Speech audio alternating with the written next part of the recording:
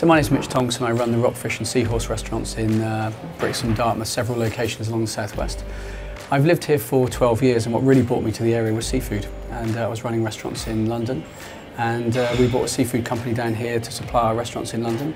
Fell in love totally with the area and just thought later on it was a really good idea to open seafood restaurants next to some of the best fish in the world. And I thought it'd be really good to kind of fill that gap in the middle where families come along, eat seafood, where foodies come along and generally people can enjoy our amazing seafood here just in a very simple way. Dartmouth was just one of those places that I've always gone to as a kid. Used to go on holiday there, which was lovely. I ended up opening the Seahorse there, which is a lifelong dream.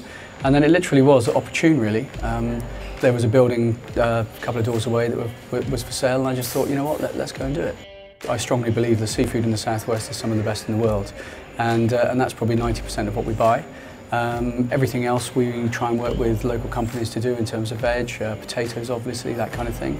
We work very well with a company called Cater Food, who are our sort of local distribution company. We buy some stuff from them, we source products and they kind of take them in and distribute them and sell them to our restaurants, which is a fantastic partnership.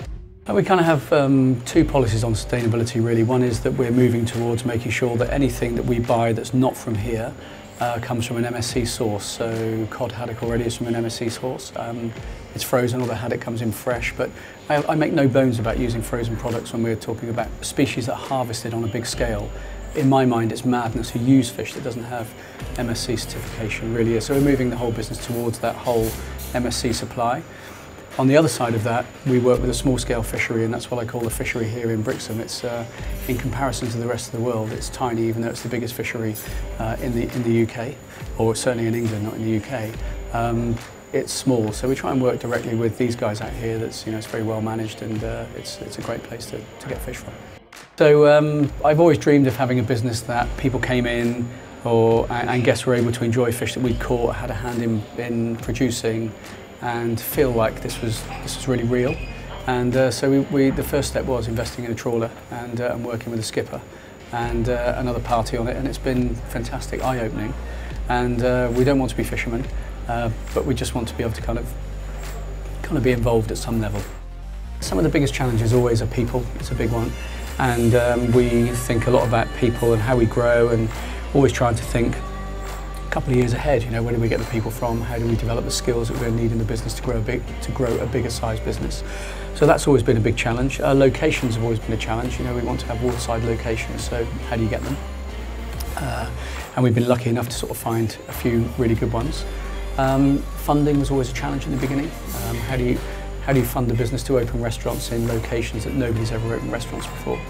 And that was really hard, knocking on banks' doors and those kind of things to actually try and convince people that we want to spend £1 million on a restaurant in Brixham, and that felt like madness then. It's not so much madness now, and so we had to kind of find our way around. In the end, we funded it with our own cash and some investors, and it was great. But it was a real hard slog getting that going. Thinking forward 5 years, I think we would be another 10 to 12 sites, and we don't feel like we're not going to be a restaurant group that's 100 restaurants or 50 restaurants, probably 20 to 25.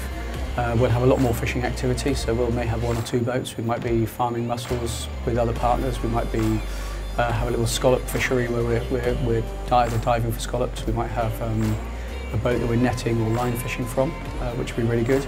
And we'll have a little school based in Brixham where we're teaching people to cook and to handle seafood and then come into the business. Next Rockfish restaurant is Paul. It was in February, and then we are going to Sidmouth.